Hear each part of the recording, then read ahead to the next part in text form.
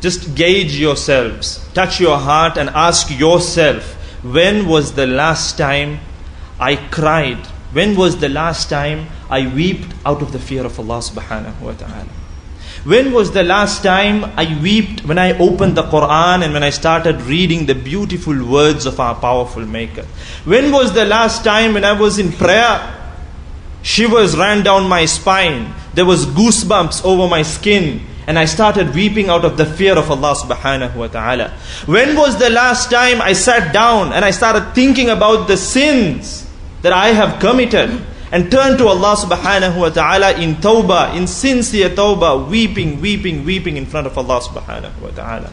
7 people who will be granted, who will be guaranteed a shade on the day when there will be no shade other than the shade of Allah subhanahu wa ta'ala. On the day of Qiyamah, when there will be no shade other than the shade of our powerful Maker, 7 people are guaranteed a shade.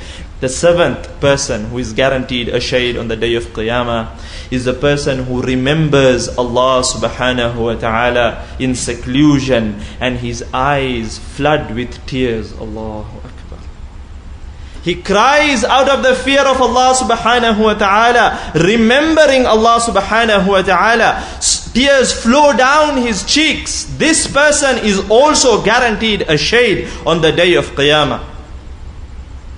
Hadith is in Tirmidhi and An-Nasai.